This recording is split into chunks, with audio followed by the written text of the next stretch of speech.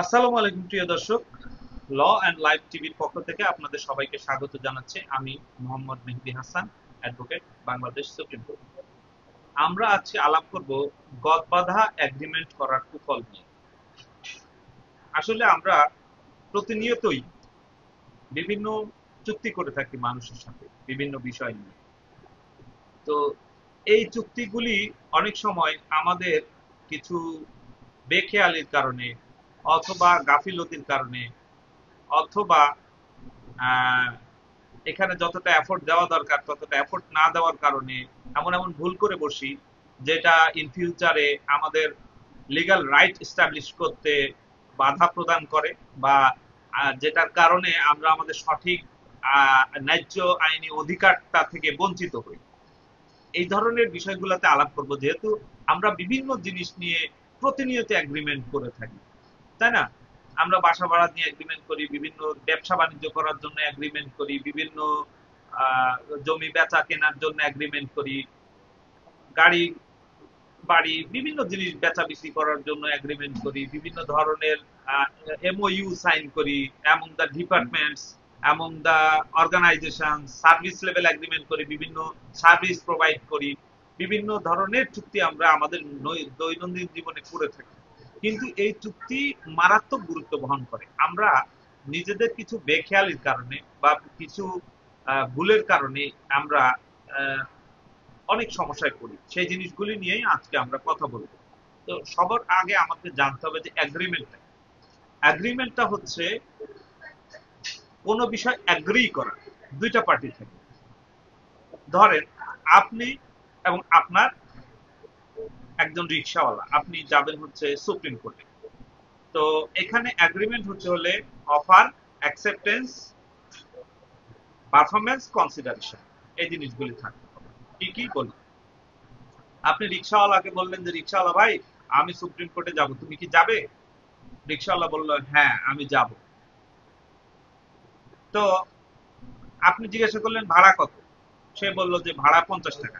আপনি বললেন যে না, 50 টাকা ভাড়া হবে না, ভাড়া 40 টাকা দিব, তুমি যাবে? সে বলল হ্যাঁ আমি যাব। এই আপনাদের অফার অ্যাকসেপ্টেন্স হয়ে গেল। এখানে কিন্তু কাউন্টার অফারও আছে, অফার কাউন্টার অফার এগুলি অনেক কথাই থাকবে। নেগোসিয়েশনের পরে আপনারা একটা জায়গায় গিয়ে সমঝোতায় পৌঁছাবেন। তো এই সমঝোতায় পৌঁছানোর পরে আপনাদের ভিতরে কি হবে, একটা অ্যাগ্রিমেন্ট হবে, বা আপনারা একটা জায়গায় এগ্রি করলেন। এরপরে আপনারা কি করলেন, রিক্সাওয়ালা আপনাকে নিয়ে সুপ্রিম কোর্টে চলে গেল। সুপ্রিম কোর্টে গিয়ে সে তার পার্টটা পারফর্ম করল। এবার আপনার আসে আপনার পার্টটা পারফর্ম করা, কনসিডারেশন। আপনি আপনার পকেট থেকে 40টা টাকা বের করে তাকে দিয়ে দিলেন। এই যে আপনাদের মধ্যে অফার, অ্যাকসেপ্টেন্স, পারফরমেন্স, কনসিডারেশন সব হয়ে গেল, এটাকেই আসলে আমাদের আইনের ভাষায় এগ্রিমেন্ট বলা হচ্ছে। এখন এই যে এগ্রিমেন্ট আপনি মৌখিকভাবে করলেন, এটা কি কোর্টে প্রমাণ করতে অনেক কষ্ট হবে না? অথবা ধরেন আপনি রিক্সাওয়ালাকে এমন অফার করলেন, এই সুপ্রিম কোর্ট যাওয়া, যাবো, উঠা পড়লেন, আপনাকে নিয়ে সুপ্রিম কোর্ট নামিয়ে দিল। দেওয়ার পরে বললো যে মামা ভাড়া দেন 80 টাকা। আপনি বললেন না, ভাড়া তো এখানে হয় 40 টাকা। তো বলবেন না না না, আমি তো 100 টাকা দিয়েও নিয়ে আসি, আপনি 80 টাকা দেন, আমি আপনার কাছ থেকে 80 টাকা নিব। এই লেগে গেল ঝামেলা। তাহলে এই যে এগ্রিমেন্ট গুলি, এইটা যদি সঠিকভাবে না হয়, আপনার কিন্তু অনেক ধরনের সমস্যা হতে পারে। এখন এখানে আরেকটা জিনিস আপনাকে বুঝতে হবে, এগ্রিমেন্ট আর কন্ট্রাক্টের তফাৎ। আপনার কাছে হয়তো একটু খটকা লাগতে পারে যে এগ্রিমেন্ট আর কন্ট্রাক্টের মধ্যে কি তফাৎ, একই তো জিনিস। না, এগ্রিমেন্ট এবং কন্ট্রাক্টের ভিতরে সুস্পষ্ট কিন্তু তফাৎ আছে। সেটা হচ্ছে, যেই ধরনের এগ্রিমেন্ট কোর্টে enforceable, the agreement which is enforceable in the court of law is called contract. সে আবার কেমন? যেমন ধরেন আপনি জমি কিনবেন, 300 টাকার স্ট্যাম্পে বায়না করলেন, এটা হলো এগ্রিমেন্ট। কিন্তু এই বায়নাটা যখন আপনি একটি সাব রেজিস্ট্রি অফিসে গিয়ে রেজিস্ট্রি করে নিলেন, এটা হয়ে গেল কন্ট্রাক্ট। তার মানে এই বায়নাটার বলে আপনি যদি রেজিস্ট্রি করেন, আপনি ওই যিনি দাতা উনি যদি গড়িমসি করে দিতে, তাহলে আপনি কোর্টে মামলা করে বয়নামা দলিল রেজিস্ট্রি করে জমিটা পাওয়ার অধিকারী হবেন। আর যদি আপনি এটাকে রেজিস্ট্রি না করেন, তাহলে আপনাদের ভিতরে একটা টাকা পয়সা লেনদেন হয়েছিল জমি কেনা বেচার জন্য, এই একটা গুরুত্ব বহন করবে। এখান থেকে আপনি যে কি বলে, ওই যে জমি যে আপনাকে আদালত বায়নামা দলিল করে রেজিস্ট্রি করে দিবে, এর কিন্তু কোনো গ্যারান্টি নাই। সো এই এগ্রিমেন্ট এবং কন্ট্রাক্টের ভিতরে সূক্ষ্ম তফাৎ আছে। এটা আপনাদের আপনি বুঝতেও পারেন, নাও বুঝতে পারেন, জাস্ট এখন জানলেন, এটাতেই চলবে। আমরা লয়াররা এই এগ্রিমেন্টটা এমন ভাবে করি যেন এটা কন্ট্রাক্টে মর্যাদা পায়। হ্যাঁ, এই এগ্রিমেন্টটা যেন কন্ট্রাক্টের মর্যাদা পায়। তার মধ্যে অনেক সূক্ষ্ম সূক্ষ্ম বিষয় আছে, এটা আমরা আলাপ করতে করতে যাব, তখন আপনারা বুঝবেন যে আপনারা যদি কোনো ভুল এগ্রিমেন্ট করে ফেলেন তখন কি হবে, আবার আপনি কিভাবে এখান থেকে পরিত্রাণ পেতে পারেন, কিভাবে আপনি ভবিষ্যতে একটা শুদ্ধ রূপে সুন্দর এগ্রিমেন্ট করতে পারেন, এটা আমাদের আলোচনায় থাকবে। তো এগ্রিমেন্ট আবার আর কন্ট্রাক্ট আমরা বুঝলাম। তো এগ্রিমেন্ট আসলে কি কি ক্ষেত্রে করা হয়, আমরা এই অত ব্রডার সেন্সে না গিয়ে আমরা ন্যারো ডাউন করে দিচ্ছি। এগ্রিমেন্ট নরমালি করা হয় দুইটা জিনিসের ক্ষেত্রে, একটা হচ্ছে যে ইমুভেবল প্রপার্টির ক্ষেত্রে, একটা হচ্ছে মুভেবল প্রপার্টি। ইমুভেবল প্রপার্টি কি, আপনি মানে সংক্ষেপে বলি, জমি, ফ্ল্যাট, বিল্ডিং, এগুলো হচ্ছে ইমুভেবল প্রপার্টি, যাকে পৃথিবী, মাটি অথবা মাটির সাথে পার্মানেন্টলি লাগানো আছে এমন। আপাতত এতটুকুই জানেন, বিস্তারিত দিতে হবে না। আর মুভেবল প্রপার্টি কি, যেটাকে ধাক্কা দিয়ে সরানো যায়, যেটা এক জায়গা থেকে অন্য জায়গায় ট্রান্সফার করা যায়, বা যেটা ইমুভেবল না সেটাই হচ্ছে মুভেবল প্রপার্টি। এটা কোথায় বলা আছে, এটা section 2 of the registration act 1908 এ পরিষ্কার করে বলা আছে। সাবসেকশন 6 থেকে 9 এর ভিতরে এগুলি পেয়ে যাবেন মুভেবল ইমুভেবলের সংজ্ঞা। এখন এই দুইটার ক্ষেত্রেই আমরা এগ্রিমেন্ট করি। এখন যদি আপনি ইমুভেবলের ক্ষেত্রে এগ্রিমেন্ট করতে যান, যেটা স্থাবর সম্পত্তি, তাহলে অবশ্যই আইন অনুযায়ী আপনাকে এটাকে সাব রেজিস্ট্রি অফিসে গিয়ে রেজিস্ট্রি করতে হবে। এটা কোথায় বলেছে, সেকশন 17A বা সেকশন 17 এই পুরোটা নিয়েই ডিল করে, যে কোনো ডকুমেন্ট যেটা ল্যান্ড রিলেটেড সেগুলাকে অবশ্যই রেজিস্টার হতে হবে। আবার আপনার ইমুভেবল প্রপার্টির বাদে যে প্রপার্টিগুলি আছে, আমরা বলছি মুভেবল প্রপার্টি, গাড়ি, বিভিন্ন টাকা পয়সা বা বিভিন্ন ধরনের জিনিসপত্র, এগুলি রিলেটেড যে এগ্রিমেন্টগুলি হয়, সেটা আপনার ব্যবসায়িক যে এগ্রিমেন্টগুলি হয়, এগুলো আমরা এই ইয়েতে ধরে নিচ্ছি যে এটার ভিতরে কভার করে। এগুলি আপনার যে রেজিস্ট্রেশন হতে হবে এটা ম্যান্ডেটরি না, তবে চাইলে আপনি এটাকেও রেজিস্ট্রি করাতে পারেন। এবং মজার বিষয় হচ্ছে গিয়ে, এখন আপনি যদি কোনো ব্যবসায়িক চুক্তি করতে যান, যেমন পার্টনারশিপ এগ্রিমেন্ট, সেটা আবার কিভাবে ড্রাফট হবে, এটা কোন ধরনের ইয়েতে হবে, এটাও কিন্তু আপনার মানে চিন্তার বিষয়। পার্টনারশিপ এগ্রিমেন্ট আপনি যদি 300 টাকার স্ট্যাম্পে করেন তাহলে হবে না। বিয়ে, তালাক, এগুলির এটাও কিন্তু ওয়ান কাইন্ড অফ এগ্রিমেন্ট, কিন্তু এগুলা যদি আপনি 300 টাকার স্ট্যাম্পে করেন হবে না। তাহলে আপনাকে জানতে হবে যে এগ্রিমেন্টের মধ্যে অনেক সেগ্রিগেশন আছে। আসেন আমরা সামনের দিকে আগাই। তো ন্যাচারালি মানুষ যে এগ্রিমেন্ট গুলি করে বা কন্ট্রাক্ট গুলি করে, সেটা কিভাবে করে? নর্মালি মানুষ কয়েকটা ভাবে করে, যেমন ধরেন একজন দলিল লেখক, যে সাব রেজিস্ট্রি অফিসে দলিল লেখে, তার মাধ্যমে ব্যান্ডার বলে আমরা অনেকে, তার মাধ্যমে দলিলটা লেখায়। কিছু কিছু মানুষ আইনজীবীর মাধ্যমেও এগ্রিমেন্ট গুলি করান। কিছু কিছু মানুষ আছেন যারা স্ট্যাম্পের উপরে প্রিন্ট করা থাকে এটার মধ্যে লিখেও এগ্রিমেন্ট করেন। বিশেষ করে যানবাহন বেচা বিক্রির যে এগ্রিমেন্ট গুলো, এগুলি মানে আপনার স্ট্যাম্পের মধ্যে প্রিন্টেড আকারে পাওয়া যায়। আপনার নাম, ঠিকানা, গাড়ির নাম, chassis number, engine number change করে দিবেন, ব্যাস পেয়ে গেল এগ্রিমেন্ট। আবার কিছু কিছু আপনার কম্পিউটারের দোকানে গিয়ে, কম্পিউটারের দোকান ধরেন এটা সাব রেজিস্ট্রি অফিসের সাইডে, বা বিভিন্ন কম্পিউটারের দোকানদারদের কাছে এগ্রিমেন্টের ফরম্যাট থাকে, তার কাছে গিয়ে একটা এগ্রিমেন্টের ফরম্যাটের মধ্যে দিয়ে গেল, তাহলে পয়সা বেঁচে গেল, ঝামেলা হলো না, আপনার অল্প পয়সার মধ্যে আপনি কাজ সারতে পারলেন। এটা আমাদের দেশে মানে কমন একটা সমস্যা। আমরা কি করি, অসুস্থ হলে ডাক্তারের কাছে যাই না, ফার্মেসির দোকানদারের কাছে গিয়ে অসুখ খুঁজি। ফার্মেসির দোকানদার অ্যান্টিবায়োটিক দেয়, 3 দিনের জ্বর সেরে যায়। ফার্মেসির দোকানদারে আমরা ডাক্তার বলে ডাকা শুরু করি, কিন্তু আপনার শরীরে যে অ্যান্টিবডি তৈরি হচ্ছে, ভবিষ্যতে যে অন্য ধরনের আপনার শরীরে একটা ঝামেলা তৈরি হবে, বা এই অ্যান্টিবডি হতে হতে আপনার শরীরে যে মানে অ্যান্টিবায়োটিক আর কাজই করবে না, আপনার কিন্তু এই ধরনের ধারণা নাই। যার কারণে আমরা সস্তায় কোনো কাজ করতে গিয়ে ইন ফিউচারে এমন যন্ত্রণার মধ্যে পড়ি, এমন খরচের মধ্যে হয়, এরপরে কোনো হাসপাতালেই আপনার ঠিক মতো ট্রিটমেন্ট করতে পারবে না, লাখ লাখ কোটি কোটি টাকা যাবে, কিন্তু আপনি কিন্তু ক্ষতিগ্রস্ত হবেন। এই জন্যে শুরুতে যদি আপনার ট্রিটমেন্টটা সঠিক হয়, শুরুতে যদি আপনার এগ্রিমেন্টটা সঠিক হয়, শুরুতে যদি আপনার লিগাল ইনিশিয়েটিভটা সঠিক হয়, আপনি কিন্তু এন্ড অফ দ্য ডে একটা সঠিক জায়গাতে যাবেন, আপনার ইন ফিউচারে বড় কোনো বিপদের মধ্যে পড়তে হবে না, ইন ফিউচারে বড় ধরনের টাকা পয়সা আপনার খরচ হবে না। এই জিনিসটা আসলে আমাদের এই দেশের মানুষকে বোঝানো খুব মুশকিল। তারপরেও আমার কাজ হচ্ছে বলে যাচ্ছি, মানা না মানা আপনাদের বিষয়। এখন এগ্রিমেন্ট যদি সঠিকভাবে না হয়, আপনি যদি ধূমাত্মক একটা এগ্রিমেন্ট দলিল করেন, তাহলে আপনি কি কি ধরনের ঝামেলায় পড়তে পারেন। আপনি আপনার কাঙ্ক্ষিত আইনি প্রতিকার থেকে বঞ্চিত হতে পারেন।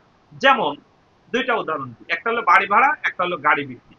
বাড়ি ভাড়ার ক্ষেত্রে আপনার ভাড়াটিয়া যখন বাড়িটা ছেড়ে যাবে, তখন কি কি কন্ডিশনে ছেড়ে যাবে, কি অবস্থায় যাবে, এই জিনিসগুলি যদি সঠিকভাবে না থাকে, সে যদি ভাড়া নেওয়ার পরে 2 মাস পরে ভাড়া ছেড়ে দিতে চায়, সে আপনাকে 5 মাসের অ্যাডভান্স দিয়ে রেখেছে বা 10 মাসের অ্যাডভান্স দিয়ে রেখেছে, এটা কিভাবে আপনি ফেরত দিবেন?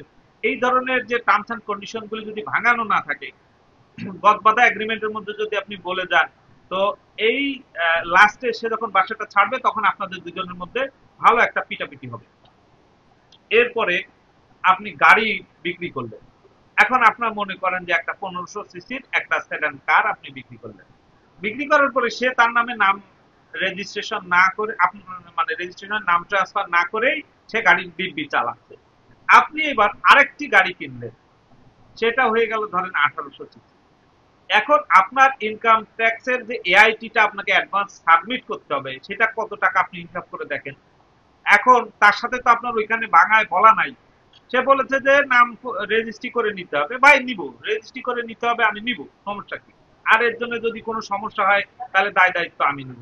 আমি তো কোনো ঝামেলা করতেছি না, আমি প্রাইভেট ইউজ করি, আমি তো বাইরে কোথাও ইউজ করছি না, আমি একা একা চালাই। তো তাহলে আপনার সমস্যা কি? আমার যদি সমস্যা না হয়, পুলিশের সমস্যা করলে সমস্যা না হয়, আপনার সমস্যা কি? কিন্তু আপনার তো প্রতি বছর বছরে এআইডির টাকাটা আপনাকে, আপনি ওই গাড়ির দ্বিতীয় গাড়িটা কিন্তু আপনি এআইটি দিতে পারবেন না যদি দুইটা একসাথে করে না দেন। এই জন্য এই জিনিসগুলি যদি আপনার এগ্রিমেন্টের মধ্যে ভাঙানো না থাকে, তাহলে কিন্তু আপনি ওই জিনিসগুলি আপনি ফেস করবেন। একটা এগ্রিমেন্ট যখন ড্রাফট করতে হয়, এটা একটা কাহিনীর মতো বা একটা বিল্ডিং এর মতো। একটা বিল্ডিং এর আপনি কোথাও কোথাও ইট দিলেন, কোথাও কোথাও ইট দিলেন না, কোথাও কোথাও ঢালাই দিলেন, কোথাও কোথাও ঢালাই দিলেন না, হ্যাঁ, বা ত্রুটিপূর্ণ ঢালাই দিলেন, কোথাও সিমেন্ট দিয়ে ঢালাই দিলেন, কোথাও সিমেন্ট দিলেন না, খালি বালু দিয়ে ঢালাই দিলেন। হবে? রাজমিস্ত্রি দিয়ে আপনি 10 তলা বিল্ডিং বানাতে পারবেন? পারবেন না।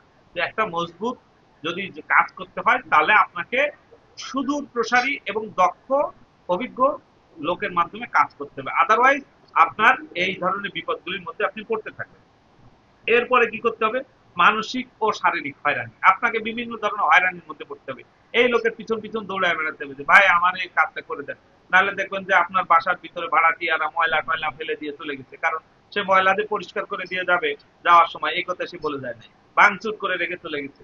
কিচ্ছু করার নাই, কারণ আপনার এগ্রিমেন্টের মধ্যে এগুলি ভাঙানো নাই যে সে কি করলে কি হবে না হবে। এই ধরনের মানসিক একটা হয়রানির মধ্যে পড়তে পারবেন। এরপরে কি হবে, এটা নিয়ে আপনাদের ভিতরে মন কষাকষি, দর কষাকষি, তারপরে একটা সময় মামলা মোকদ্দমা পর্যন্ত গড়াবে, মারামারি হানাহানি হতে পারে, আপনার বিভিন্ন ধরনের সম্পর্ক নষ্ট হতে পারে। ব্যবসায়িক বন্ধু বান্ধবের সাথে যেহেতু টার্মস এন্ড কন্ডিশন ঠিক করে নাই, আপনার যদি বলা আছে যে যদি আপনার পার্টনারশিপ এগ্রিমেন্টের মধ্যে নতুন একটা পার্টনার নিতে হয়, সকল পার্টনারের অনুমতি লাগবে। একথা যদি লেখা না থাকে, দেখা গেল 2-3 জন মিলে একজনকে পার্টনার করে নিছে, আপনি জানেনই না, আপনার মনের কাছে খারাপ লাগবে, বা এটা নিয়ে দ্বন্দ্ব, সংঘাত, মারামারি, সম্পর্ক নষ্ট, খুনাখুনি পর্যন্ত হয়ে যেতে পারে। আরেকটা সমস্যা হবে, সেটা আপনার স্বাস্থ্যহানি হবে। আপনি এই দুশ্চিন্তায়, অনেক মানুষ বিভিন্ন সময় স্ট্রোক করে বসে, বিভিন্ন সময় হার্ট অ্যাটাক করে। এই ধরনের সমস্যার মধ্যেও আপনি পড়তে পারেন যদি আপনার এগ্রিমেন্টটা আপ টু দ্য মার্ক না হয় বা ফিউচারিস্টিক না হয়। যদি শুধু এখনকার আজকের দিনের কথা চিন্তা করে যদি কাজ করেন, তাহলে এই ধরনের বিপদে আপনি পড়তে পারেন। এবারে গদবাঁধা এগ্রিমেন্টের আরো কিছু কুফল সম্পর্কে আপনাকে বলি, যে এই এগ্রিমেন্টের ক্ষেত্রে আসলে কি হয়, প্রতিটা এগ্রিমেন্টই কিন্তু আলাদা আলাদা। আপনার কাছে মনে হচ্ছে না এটা তো বাসা ভাড়ার সিস্টেম, বাসা ভাড়ার এগ্রিমেন্ট, আমিও তো বাসা ভাড়ার এগ্রিমেন্ট করছি, তাহলে আমি একটা নর্মাল এগ্রিমেন্টের মধ্যে ওই কম্পিউটারের দোকান থেকে করলে সমস্যা কি? অনেক সমস্যা আছে, কারণ আপনার সাথে আপনার ভাড়াটিয়ার যে বোঝাপড়া, টার্মস অ্যান্ড কন্ডিশন যেটা আপনাদের মৌখিকভাবে হয়েছে, হুবহু সেই সেম টার্মস অ্যান্ড কন্ডিশন আপনার ওই এগ্রিমেন্টের ভিতরে থাকবে, এর কোনো গ্যারান্টি নেই, কারণ প্রত্যেকটা ঘটনাই আলাদা থাকে। আপনার ভাড়াটিয়ার সাথে সম্পর্ক একরকম, আরেকজনের ভাড়াটিয়ার সাথে সম্পর্ক একরকম। আপনি এক ধরনের পজিশন থেকে নেগোসিয়েট করছেন, আপনি চাচ্ছেন যে আপনার বাড়িটা যে কেউ ভাড়া থাকবে সে যেন লজিং টিউশনই না করে, তো এই কথা আপনার এগ্রিমেন্টের মধ্যে তো থাকতে হবে। এখন আপনি মাস্টারে ভাড়া দিলেন, বাড়ির ভিতরে সে লজিং টিউশনি খুলে বসে থাকলো, ছেলে পেলে আসছে আর যাচ্ছে, লিফট ইউজ করতেছে সমানে, আপনি কি করবেন? তো এই ধরনের প্রত্যেকটা এগ্রিমেন্টই আলাদা, এবং প্রত্যেকটা এগ্রিমেন্টের গল্পও আলাদা। তেমনি প্রত্যেকটা মানুষের চাহিদাও আলাদা। আপনি একভাবে চাচ্ছেন, আরেকজন ব্যক্তি আরেকভাবে চাচ্ছে। প্রতিটা চুক্তির ধরন আলাদা। এটা হয়তো আপনার কাছে এখন বুঝতে নাও পারেন, যখন বিপদে পড়বেন তখন বুঝবেন যে প্রত্যেকটা চুক্তি থেকে প্রত্যেকটা চুক্তির নেচার সূক্ষ্ম অতি সূক্ষ্ম জায়গায় আলাদা আলাদা রকমের থাকে। এর উপরে আসলে একজন চিন্তাবিদ যেটা চিন্তা করে, যে এক্সপার্ট, একজন লয়ার, সে একটা চিন্তা ভাবনা করে এটাকে একটা ফর্মাল ওয়েতে লিগাল ফ্রেমে দাঁড় করায় একটা চুক্তি ড্রাফট করে। যার কারণে প্রতিটা গল্পই আলাদা, প্রতিটা ঘটনা আলাদা, এগুলো এক করে ফেললে কিন্তু আপনি রেমেডি পাবেন না। এরপরে আসেন কিছু কিছু ক্ষেত্রে প্রয়োজনীয় ধারা সন্নিবেশিত হয় না এই গদবাধা এগ্রিমেন্টে, যেটা তো একটু আগে উদাহরণ দিলাম। এবার আবার এমন কিছু ধারা সংযোজিত হয় যা আপনার বিরুদ্ধে ব্যবহার করা হবে। আপনি ধরেন মাসের কয় তারিখ ভাড়া দিবে এটা স্পষ্ট করে বলা নাই, বা ধরেন এক মাস এসে বললো যে আমি হচ্ছে গিয়ে মাসিক হিসেবে ভাড়া নিলাম, অথবা এমন কোন শব্দ লেখা থাকতে পারে যেটা আপনার বিরুদ্ধেই ব্যবহার হবে, আপনি সেটাতে আবার ক্ষতিগ্রস্ত হতে পারেন, এরকম কোন কথা লেখা থাকতে পারে। এরপরে আপনার আরবিট্রেশন ক্লজ না থাকাও একটা ঝামেলা, আবার আরবিট্রেশন ক্লজ থাকাও একটা ঝামেলা। কিছু কিছু ক্ষেত্রে যদি আপনার আরবিট্রেশন ক্লজ না থাকে, তাহলে আপনাদের নেগোসিয়েশনের কোনো সুযোগ থাকছে না, সরাসরি মামলা করে দিবেন। আরবিট্রেশন মানে তো মিডিয়েশন, মধ্যস্থতা করা। আপনার আরবিট্রেশন ক্লজ না থাকলে সরাসরি মামলা করে দিতে হবে। আবার যদি আরবিট্রেশন ক্লজ থাকে, যেমন এনআই অ্যাক্টের মধ্যে, এগ্রিমেন্টের মধ্যে যদি আপনি, যেখানে আপনি চেক দিলেন ব্যবসার জন্য, টাকা পয়সা দিলেন, সে আপনাকে একটা চেক দিল সেই টাকা পয়সার সিকিউরিটি হিসেবে, তো এই যে কথাগুলি হলো, এখানে আপনি আরবিট্রেশন ক্লজ লিখে দিয়ে রাখবেন। তা আপনার মামলা করার আগে তো তার সাথে আরবিট্রেশনে বসতে হবে, সে তো টাইম ক্ষেপণ করবে এই আরবিট্রেশনের জন্য। তা কোথাও কোথাও আরবিট্রেশন দিতে হবে, কোথাও কোথাও আরবিট্রেশন থাকবে না, এই জিনিসটা জানা থাকতে হবে। তবে এনআই অ্যাক্টের এগ্রিমেন্ট করলেন, কিন্তু সেই এগ্রিমেন্টের মধ্যে কত তারিখের কত নাম্বার চেক আপনারা দিল সিকিউরিটি হিসেবে, এই চেক নাম্বার থাকলো না, অথবা এই চেক নাম্বার দিলেও আমার কিছু কিছু ক্ষেত্রে ক্ষতি হতে পারে, কারণ চেকের মেয়াদ থাকে 6 মাস। এই জিনিসগুলি মানে ঘটনার উপরে কেন্দ্র করে বুঝে বুঝে কোনটা আমি দিব কোনটা দিব না, এই কলটা নেওয়া, এই কলটা ভুল অনেক সময় নেওয়া হয়ে থাকতে পারে। এরপরে কথার গাঁথনি, যেগুলি আপনি যেভাবে কথাটা গাঁথবেন, সেই কথার গাঁথনিগুলি আপনার থাকতে হবে। যেমন আপনার এগ্রিমেন্ট করলেন, এইখানে আপনার যে এই এগ্রিমেন্ট থেকে বেঁচে ফেরত আসার জন্য যেই যেই ক্লজের শব্দ কিছু সন্নিবেশিত করা দরকার, আবার সেটা যেন আপনার প্রতি যে অপোজিট পার্টি আছে সে যেন আবার এটা মাইন্ড না করে বা ধরতে না পারে, সফটলি কিছু কিছু শব্দ দিয়ে দিতে হয়। যেমন ধরেন আপনি যখন সিম কিনতে যান, ওখানে ওরা একটা স্টার দিয়ে লেখে শর্ত প্রযোজ্য। কি কি শর্ত থাকে এটা কিন্তু বলে না, ওই শর্ত যদি আপনারা দিত আপনি জীবনেও সিম কিনতেন না। তারা কি করে, এই শর্তগুলো আবার তাদের ওয়েবসাইটের ভিতরে আপলোড করে রাখে। আপনি তো ওয়েবসাইটে জানো না, শর্ত পড়েনও না, তো যার কারণে ওই শর্তগুলির মাধ্যমে আপনি এই সিম দিয়ে যখন ক্রাইম করেন, সিম কোম্পানিগুলি বিভিন্ন ধরনের ইমিউনিটি, বা আপনার সিম দিয়ে যদি কেউ ক্লোন করে ক্রাইম করে, তার দায় দায়িত্ব ওই সিম কোম্পানি নেয় না, ওই শর্ত প্রযোজ্যের কারণে। তো এই ধরনের কিছু কিছু শব্দের গাঁথনি আপনার এগ্রিমেন্টের ভিতরে থাকতে হবে, যেন আপনার রাইটটা বিপদের সময় নিশ্চিত করা যায়। এটা কিন্তু নর্মাল গদবাধা এগ্রিমেন্টের মধ্যে আপনি পাবেন না। এবার কিছু কিছু কথা থাকতে পারে আইনের সাথে সাংঘর্ষিক, হ্যাঁ, বা এমন কোনো শর্ত দেওয়া থাকতে পারে যেটা অবাস্তব, করা সম্ভব না। এই ধরনের শব্দ সন্নিবেশ থাকলে, আইনের সাথে সাংঘর্ষিক কোনো কথা থাকলে, যেমন আপনি যদি বলেন আপনার যে বাড়িওয়ালা আহ, আহ, যদি বলে যে আপনার বাসায় কোনো গেস্ট আসতে পারবে না, হ্যাঁ, বাবা মার কাছে যেতে পারবেন না, বা আপনি যদি বলে দেন যে আপনি রাত 9টার পর কখনোই বাসায় ঢুকতে পারবেন না, তো right two way, right two বিভিন্ন ধরনের যে সাংবিধানিক রাইট আছে, এইগুলা দিয়ে একটা আপনি এখানে কোনো কথা বলতে পারবেন না, এখানে কোনো টিভি দেখতে পারবেন না, বিভিন্ন ধরনের যেগুলা তার অধিকার আছে, অ্যাক্সেস টু ইনফরমেশন, আপনি এখানে ডেটের লাইন চালাতে পারবেন না, হ্যাঁ, ডিশ নিতে পারবেন না। এরকম যদি আপনি বিভিন্ন ধরনের মানে কি বলে বেআইনি একটা কোনো শর্ত তার উপরে চাপান, তাহলে সেই এগ্রিমেন্টটা কিন্তু আসলে দুর্বল হয়ে যায়। ইভেন এটা পুরো এই দুই একটা ভুলভাল শব্দের কারণে পুরো এগ্রিমেন্টটাই বাতিল হয়ে যেতে পারে। এরপর এখানে ফোর্স মেজিউর আছে কিনা, ফোর্স মেজিউর মানে কি এটা একটু খুলে বলি। বিভিন্ন ধরনের ভূমিকম্প, বিভিন্ন ধরনের কি বলে আহ, আহ, আহ, রাজনৈতিক রায়ট, কু, বিভিন্ন ধরনের দুর্ঘটনার কারণে যে পরিস্থিতিটা তৈরি হয়, আসলে এটাকে ফোর্স মেজর বলা হয়। এই ফোর্স মেজর যেমন ধরেন আপনি একটা বাড়ি ভাড়া নিলেন, এখন এই ফোর্স মেজর ক্লজে বলা নাই যে যদি ধরো কোনো ধরনের এরকম ন্যাচারাল ক্লামিটি হয় এবং বাড়িটা ব্যবহারের অনুপযোগী হয়, ওই কয়দিন ভাড়া দেওয়া বন্ধ থাকবে যতদিন না উপযোগী হয়।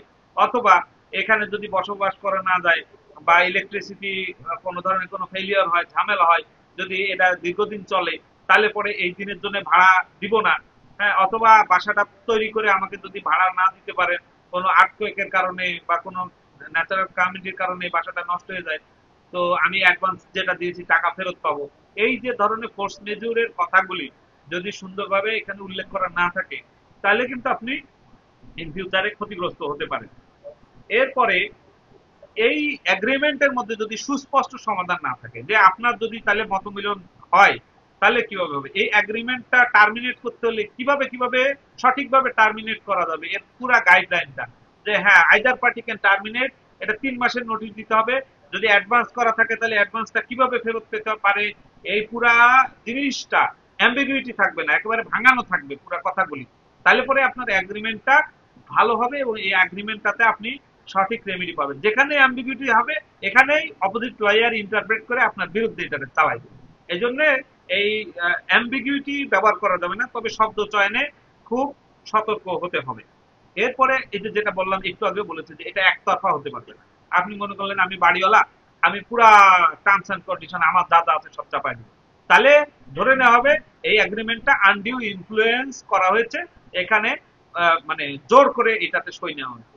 এইটা তখন কোর্টে নাও টিকতে পারে। এই জন্য প্রত্যেক দুই পার্টির কথাই এখানে থাকতে হবে। একতরফা কোনো এগ্রিমেন্ট হলে সেটা আইনগতভাবে টিকানো মুশকিল হয়ে যাবে। এরপরে আসেন, তাহলে এতক্ষণ তো বললাম যে কত বিপদ আপদ বালা মুসিবত, তাহলে এখান থেকে বাঁচার উপায়, বাঁচার কিছু উপায় আছে। ফার্স্টে আপনাকে বুঝতে হবে যে এগ্রিমেন্টটার নেচারটা কি। এটা আবার কেমন কথা, এগ্রিমেন্ট তো এগ্রিমেন্ট, এর আবার নেচার কি? না, বিভিন্ন ধরনের নেচার আছে। এটা এগ্রিমেন্টটা কোন ধরনের, যেমন ধরেন এটা বর্তমান কালে হবে নাকি ফিউচারিস্টিক, যেটাকে আমরা কন্টিনজেন্ট কন্ট্রাক্ট বলি, যে আপনি যদি আমাকে আলি এক্সপ্রেস থেকে বা চায়না থেকে আমাকে এতগুলি মাল এনে দিতে পারেন, তাহলে আমি আপনাকে এত টাকা পেমেন্ট করব। এটা ফিউচারের একটা ঘটনা। আপনি যদি আমাকে অমুক জায়গায় জমি বিক্রি করে দিয়ে দিতে পারেন, তাহলে আপনাকে এত টাকা আমি অ্যাজ এ কি বলে ব্রোকার মানি হিসেবে দিব। এই ধরনের এগ্রিমেন্ট হতে পারে, এটা কন্টিনজেন্ট কন্ট্রাক্ট হতে পারে, বর্তমান কন্ট্রাক্ট হতে পারে। আবার এটা কি আদৌ কন্ট্রাক্ট, না আন্ডারটেকিং, না এফিডেভিট, নাকি মেমোরেন্ডাম আন্ডারস্ট্যান্ডিং, নাকি এটা হচ্ছে সার্ভিস লেভেল এগ্রিমেন্ট? এই যে আসলে এই যে আপনার কাছে যে আপনার ক্লায়েন্ট আসলো বা আপনি যে চুক্তিটা করবেন, আসলে এই চুক্তিটা কোন নেচারের, আপনাকে সেটা বুঝে সেটা অনুযায়ী করতে হবে। আপনি যদি এখন কারোর সাথে জমি কেনা বেচার বায়না করেন, তাহলে অবশ্যই আপনাকে রেজিস্ট্রি করতে হবে। আপনি যদি ফ্ল্যাট ডিস্ট্রিবিউশন করেন এবং দা ফ্ল্যাট ওনার্স, অবশ্যই আপনাকে রেজিস্ট্রি করতে হবে আফটার কনস্ট্রাকশন। এই যে কোনটা কোন নেচারের এবং কি করবেন, যেমন একতরফা বললাম যে এগ্রিমেন্ট হবে না, তবে কেউ যদি আন্ডারটেকিং দেয়, যে আপনি যদি আপনার ভাড়াটিয়ার কাছ থেকে সবকিছু একতরফা লেখা নিতে চান, তাহলে তার কাছ থেকে একটা আন্ডারটেকিং নিতে পারেন। তো এই জন্য আগে বুঝতে হবে যে আপনি চাচ্ছেনটা কি, আপনি করবেনটা কি, ওয়ে আউটটা কি, এই জিনিসগুলি আপনাকে জানা থাকতে হবে, নাহলে পরে আপনি ভুল রাস্তায় পতিত হবে। এরপরে আপনি এটা জানলেন, জানার পরে আপনি যেটা করবেন, আপনার মনের ভিতরে যা কথা আসে, ভুল ভাল যাগুলি আসুক না কেন, আপনার মনের ভিতরে আপনি সব লিখতে থাকবেন একটা খাতার ভিতরে, যে আমি এই চাই, এই চাই, এই চাই, এই চাই, এই চাই, এই চাই, এই চাই, এগুলো লিখে আপনি 2-3 পাতা লিখে আপনি একজন আইনজীবীর কাছে যাবেন, গিয়ে বলবেন যে আমি এটার উপরে একটা আইনজীবী, আমি একটা এগ্রিমেন্ট করতে চাই, আপনি আমাকে এগ্রিমেন্টটা তৈরি করে দেবেন। আপনার ওই আইনজীবী আপনার এই টার্মস এন্ড কন্ডিশন গুলি অ্যানালাইসিস করে বলবে যে ভাই এটা এটা এটা দেওয়া যাবে, এটা এটা দেওয়া যাবে না, এটা এভাবে মডিফাই করে দেওয়া যাবে, এবং এই ক্লজ আপনি লেখেন নাই কিন্তু এটা এর মধ্যে কর্পোরেট করতে হবে আপনার বেটারমেন্টের জন্য। এভাবে করে সে আপনাকে সুন্দর করে সাজিয়ে দিবে। এরপরে আপনার লয়ার আপনাকে আরো কি করবে, আপনাকে বিভিন্ন ধরনের প্রশ্ন করবে, প্রশ্ন করে আপনার থেকে আরো বিভিন্ন ইনফরমেশন নিবে, নিয়ে এটাকে আপনার চাহিদা মতো লিগাল সাচের ভিতরে ফেলে এটাকে লিগাল একটা ফ্রেমওয়ার্ক দিয়ে এটা আপনার জন্য কি বলে সহজতর এবং আপনার পক্ষে যেন এগ্রিমেন্টটা আসে সেভাবে সে ওটা ড্রাফট করে দিবে। এরপরে যদি আপনি ইনকেস দলিল লেখক বা কম্পিউটারের দোকান থেকে করানো সমস্যা নাই, দলিল লেখক দিয়ে করাবেন, সে তো দলিল লেখক লিখতেই পারে, কিন্তু আমার পরামর্শ থাকবে এটা আপনি যে কোনো আরেকজন অ্যাডভোকেটকে দিয়ে একটু রিভিউ করিয়ে নিন। দেখবেন যে সে কিছু কিছু ধারা কেটে বাদ দিয়ে দিবে, কিন্তু ঢুকাবে। যেহেতু আমি আবারও দলিল লেখক বা অন্য যারা আছে সবার প্রতি সম্মান রেখে বলতে চাই, তারা তো লয়ার না, অসংখ্য ধারা অনেক কিছুর সাথে জড়িত। যেমন আজ বললাম আলট্রা ভাইরাস, সংবিধানের সাথে যদি সাংঘর্ষিক কোনো কথা বলেন এটা হবে আলট্রা ভাইরাস, এটা ভয়েড অ্যাব ইনিশিও, এটা শুরুতেই বাতিল, যত কথাই বলেন না কেন। এবং এইসব আলট্রা ভাইরাস কোনো ইনস্ট্রুমেন্টের মধ্যে থাকলে এই ইনস্ট্রুমেন্টটাও বাতিল হয়ে যেতে পারে, ইনস্ট্রুমেন্ট মানে এগ্রিমেন্ট, এটাও বাতিল হয়ে যেতে পারে। এই জন্য এই জিনিসগুলি আপনার একজন লয়ারের কাছ সাথে একটা যাই করেন না কেন কনসাল্ট করা উচিত। ইংল্যান্ডে দেখেন বা বিভিন্ন উন্নত দেশে, সেখানে কিন্তু মামলা মোকদ্দমা খুব বেশি হয় না, কিন্তু লয়ারদের ইনকাম সবচেয়ে বেশি। আপনারা মনে করতে পারেন যে উকিলের কাছে গেলেই শুধু মামলা করতে পারেন, আমরা বাংলাদেশে প্রমোট করছি এমন লিগাল ফ্যাসিলিটি বা যে কারণে আপনাকে যেন পরবর্তীতে মানে মামলার জন্য না যেতে হয়, আপনি যেন আগেই সেফ থাকেন।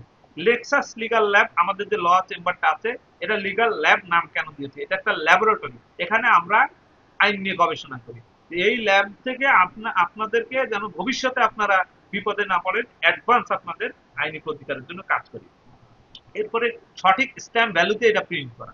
এখন এটা যদি হয় আপনার কি বলে ব্যবসায়িক যে চুক্তি, পার্টনারশিপ এগ্রিমেন্ট যদি হয়, আপনি যদি 300 টাকার স্ট্যাম্পে প্রিন্ট করেন তাহলে হবে হবে না, এটাতে স্ট্যাম্প অ্যাক্টের ইয়েতে শিডিউলে বলা আছে যে 4000 টাকা হবে, মানে 50,000 বা 1 লাখের নিচে হলে আপনার 2000 টাকা, 50,000 বা 1 লাখের উপরে হলে আপনার 4000 টাকা। এই 4000 তো 50,000 1 লাখ টাকা দিয়ে তো কেউ ব্যবসা খোলে না, এখন তো ব্যবসা মিনিমাম 5-10 লাখ টাকা নিয়েই মানুষ নামে। তো তাইলে নর্মালি আপনার 4000 টাকার স্ট্যাম্পে প্রিন্ট করতে হবে। এটা যদি আপনার নর্মাল এগ্রিমেন্ট হয় তাহলে তো আপনি স্ট্যাম্পের মধ্যে করলেন। আপনার যদি বায়নানামা হয় তাহলে অবশ্যই আপনাকে এটা রেজিস্ট্রি করতে হবে। আপনি যদি পার্টনারশিপ ফান্ড খোলেন তাহলে আপনি চাইলে এই স্ট্যাম্পের মধ্যে করতে পারেন, তাইলে আপনি সাব রেজিস্ট্রার থেকে রেজিস্ট্রি করতে পারেন, তাইলে আপনি জয়েন্ট স্টক কোম্পানিতে গিয়ে এটা রেজিস্ট্রেশন নিতে পারেন। এরকম বিভিন্ন আইনের ইয়ে অনুযায়ী আপনাকে আপনার লয়ার অ্যাডভাইস করবে, সেই অনুযায়ী আপনি কাজটা করবেন। এরপরে এই আনডিউ ইনফ্লুয়েন্সটা এই চুক্তির মধ্যে আছে কিনা, কোন টার্মস এন্ড কন্ডিশন দেখে বোঝা যায় কিনা যে একেবারে চাপিয়ে দেওয়া হয়েছে। হ্যাঁ, এই জিনিসটা আপনার লয়ার কিন্তু এটা চেক করবে, আপনাকে চেক করতে হবে যে আনডিউ ইনফ্লুয়েন্স হয়ে যায় কিনা, যে আমি এত যে চাপাচ্ছি তাকে সে সই করতেছে কোনো না কোনো বিপদে পড়ে, কিন্তু এটা ভবিষ্যতে আমার কোর্টে গিয়ে টিকাতে পারবো কিনা আপনার এটা জানা থাকতে হবে। এরপরে চুক্তির শুরু এবং শেষটা স্পষ্ট করতে হবে, যে কোথা থেকে চুক্তিটা শুরু হলো কোথায় গিয়ে শেষ হবে। এই গল্পের শুরু এবং শেষের মতো পুরা গাঁথুনিটা সুন্দর করে শেষ করে দিতে হবে, যে এটা কিভাবে শেষ হতে পারে, এটা টাইম এক্সপায়ার হলে কি হবে, এটা যদি আইদার পার্টি যদি অসন্তুষ্ট হয়, যদি পারফর্ম না করতে চায় তাহলে সে কিভাবে ক্ষতিপূরণ দিয়ে এখান থেকে বের হয়ে যেতে পারে, যদি নতুন কোনো পার্টিকে সন্নিবেশিত করতে হয় তাহলে কিভাবে সন্নিবেশিত করতে হবে। এই যে ফিউচারিস্টিক যাবতীয় চিন্তা ভাবনা এটার ভেতরে থাকতে পারে। এরপরে ডিসপিউট রেজুলেশনের বিষয়ে সুস্পষ্ট নির্দেশনা থাকতে পারে, যে এমন দ্য পার্টি যদি আপনার তাদের মধ্যে যদি সমাধান না হয় তাহলে কি তারা আরবিট্রেশনে যাবে, না সরাসরি লিটিগেশনে যাবে, নাকি তারা এই টার্মিনেট করে দিবে নোটিশ দিয়ে, তাহলে টার্মিনেট করলে তাদের এই প্রসিডিউরটা কি হবে, আরবিট্রেশন করলে আরবিট্রেশনে কোথায় হবে, প্লেসটা কোথায় হবে, কে কে আরবিট্রেটর থাকবে। হ্যাঁ, এই ধরনের যে জিনিসগুলি সব ভেঙে ভেঙে ভেঙে ভেঙে বলাটা এগ্রিমেন্টের মধ্যে থাকতে হবে। এরপরে আপনার এই চুক্তি থেকে বের হয়ে আসার একটা প্রপার ওয়ে আউট থাকতে হবে, মানে একটা প্রপার লিখিত উপায় থাকতে হবে, যে না ভাই আমি তোমার সাথে আর ব্যবসা করব না, আমি এখন ব্যবসা করতে চাই না। তাহলে আপনি যে তার টাকা দিয়েছিলেন সে টাকাটা একজন ব্যক্তি ব্যবসায় লাগিয়েছে, এই মুহূর্তে কি আপনার টাকা সে ফেরত দিতে পারবে? তাহলে কিভাবে আপনি যদি তার সাথে মনোমালিন্য হয় বের হয়ে আসবেন, তাহলে সেই টার্মস এন্ড কন্ডিশন গুলি কিভাবে হবে, এই জিনিসগুলি পুরোটাই বানানো থাকতে হবে, যে হ্যাঁ তাকে আপনি 1 বছর সময় দিবেন টাকা ফেরত দেওয়ার জন্য, অথবা সে আপনাকে একটা চেক দিবে, সে 6 মাস মেয়াদি, তারপরে আবার 6 মাস মেয়াদি একটা চেক দিবে, যে চেকটা আস্তে আস্তে নগদায়ন হবে, এইভাবে একটা বের হয়ে আসার যে সঠিক ওয়ে আউট থাকতে হবে।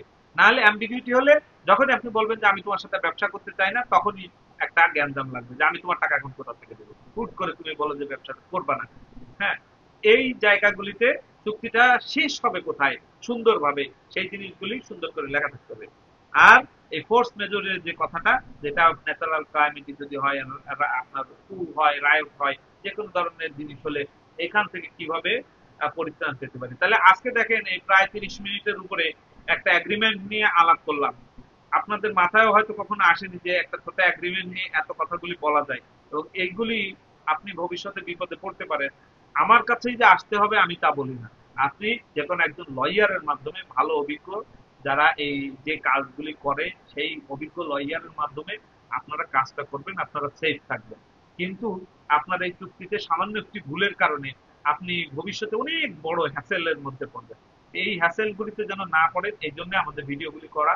যদি ভালো লাগে সাবস্ক্রাইব করবেন, অন্যদেরকে সাবস্ক্রাইব করতে বলবেন, আমাদের লাইক দিবেন, চ্যানেল আমাদেরকে উৎসাহ দিবেন।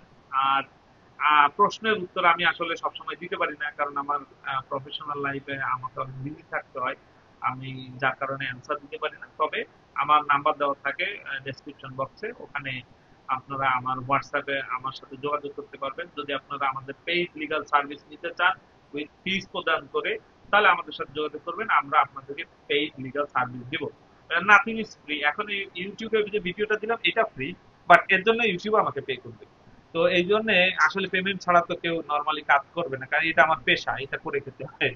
তো পেইড লিগাল সার্ভিসের জন্য আমাদের সাথে যোগাযোগ করবেন, আমরা লিগাল সার্ভিস দিয়ে দিব। ভালো থাকবেন, আসসালামু আলাইকুম।